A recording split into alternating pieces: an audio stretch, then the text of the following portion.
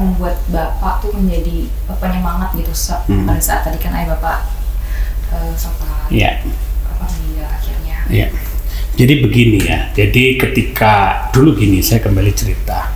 Seorang lurah di kampung itu kan dihormati.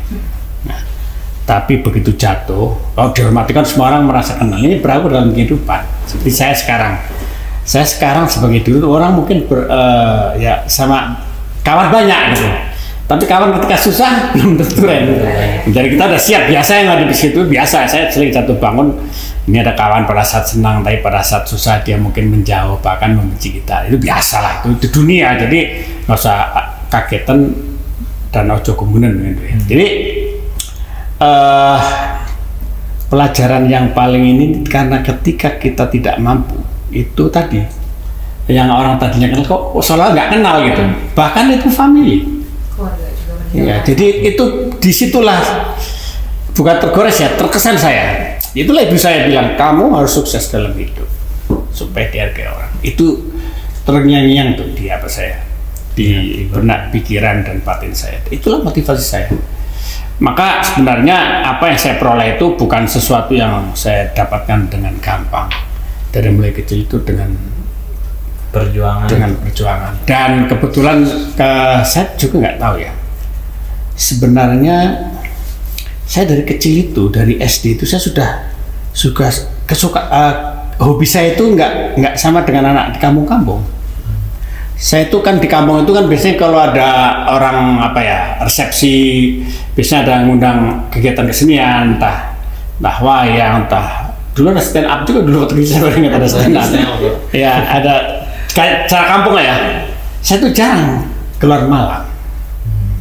Saya tuh dari kecil jarang keluar dan saya suka itu mendengar radio. Jadi saya dari kecil udah punya radio. Waktu radio itu ceritanya waktu dikasih dikirim uang dari abang saya itu saya beliin radio. Dan radio lucu juga, radio itu kan beli baterainya mahal dulu, baterai itu aku kan minta tetangga yang udah punya baterainya kan, baterai ini supaya ini bukan trik ya trik orang miskin lah ya.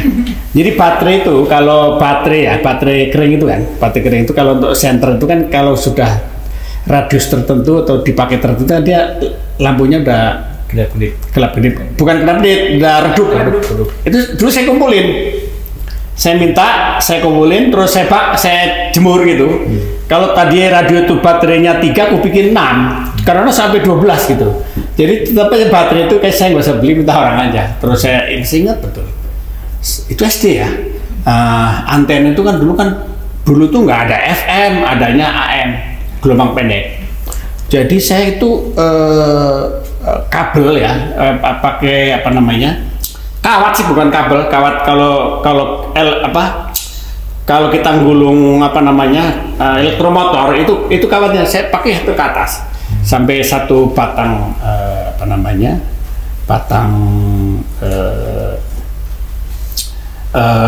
galaknya pakai batang bambu itu untuk supaya menangkap radio yang saya radio RRI Purwokerto, ada RRI Pontianak bisa masuk itu karena Pontianak kan lurus. Pontianak, RRI Surakarta, Jakarta, terus radio Australia, BBC Amerika, terus Deutsche Welle yang dari saya suka dulu karena siaran bahasa Indonesianya. Jadi dari kecil saya sudah meminati informasi sehingga dibandingkan teman-teman seusia saya termasuk pengetahuan saya lebih luas ketika itu. Jadi di kampung loh, di kampung. Iya, jadi dengan segala hambatan dan kekurangan tidak memberhentikan Bapak ya untuk jadi curiosity itu dibawa atau pastinya bukan dibawa lah, artinya dipupuk, dipelihara sejak kecil saya. Bahkan tadi udah mengenal pengendalian kos sejak dini tadi. Iya, kalau itu saya juara lah. Iya. Paling saja nih PTPN kosnya udah jadi gini Ren, saya tentang cerita hidup ya. Nanti mungkin di cerita waktu saya kuliah saya ingin baik. Saya tuh dari dulu selalu berhitung begitu. Jadi waktu kecil itu kalau saya ambil contoh ilustrasi sekarang ya. Sekarang tuh event itu anak saya bilang, kamu kalau punya HP itu jangan nanti sudah habis baterainya baru dicas. Kalau saya enggak, baterai saya itu HP saya itu enggak sampai di bawah 70. Habis 70 saya isi ulang. Kalau anak kita enggak, anak saya kadang-kadang sampai mau habis baru toto ditelepon baterainya low gitu ya. Saya enggak, dari kecil. Saya dari kecil itu dari ngumpulin baterai bekas. Kemudian kalau misalkan di kampung saya itu dulu penduduknya kan masih rata-rata miskin ya. Yang namanya sumur tuh yang ada paling mungkin satu kampung itu enggak sampai 5-6 sumur digali itu.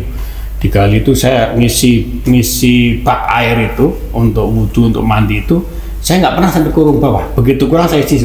Jadi itu mitigasi risiko ya kan, atau istilahnya buffer ya, cara berpikir buffer stok, cara berpikir backup itu selalu dari kecil.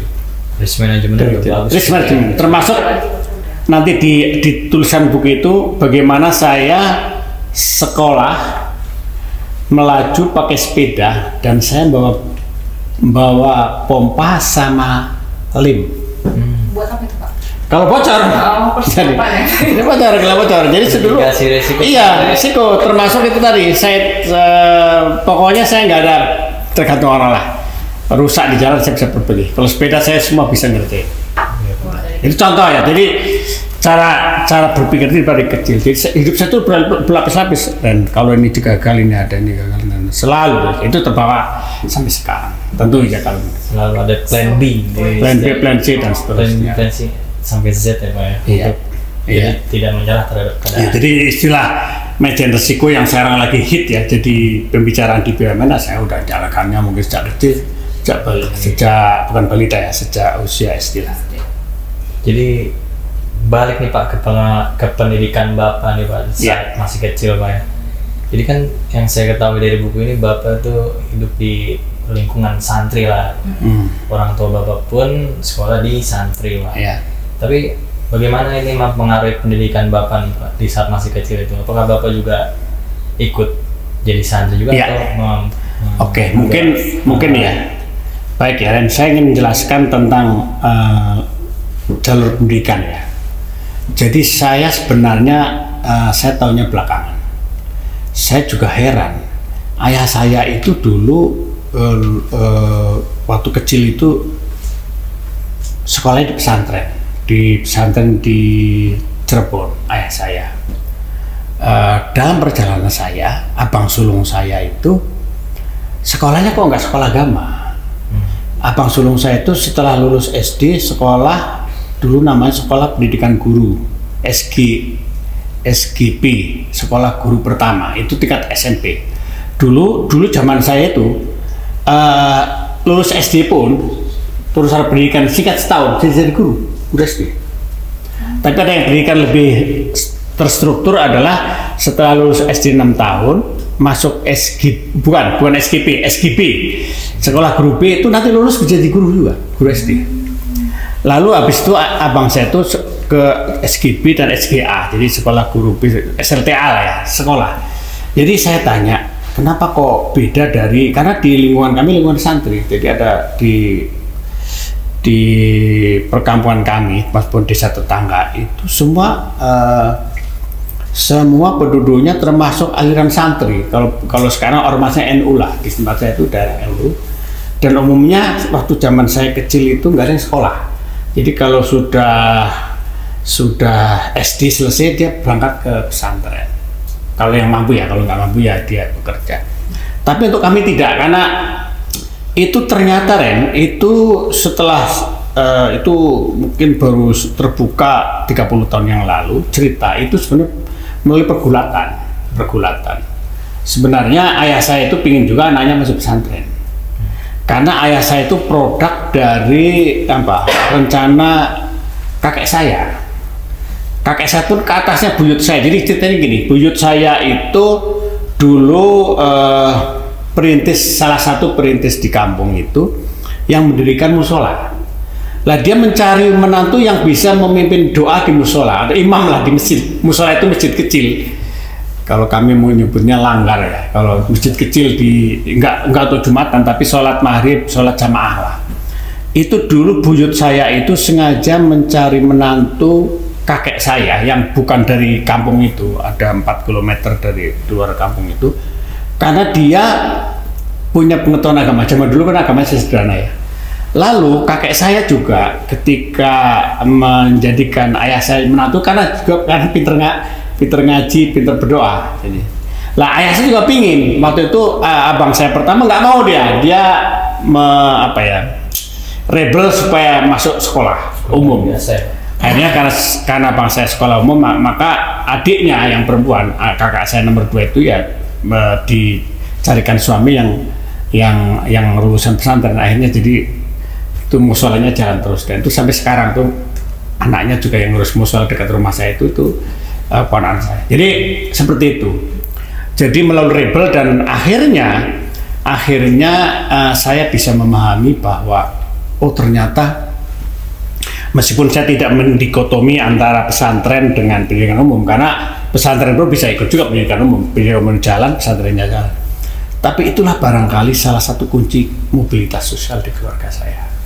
Dengan berpendidikan, maka itu instrumen mobilitas sosial, kita bisa ke kota, bisa jadi pegawai, bisa jadi apa, sehingga mengangkat dalam ilmu sosiologi, perubahan sosial itu salah satu bisa dicapai dari sekolah. Dengan sekolah kita pengetahuan tinggi, ada kesempatan kita memiliki jasa, bisa bertarung, berkompetisi, sehingga saya jadi segini salah satunya kena pilih.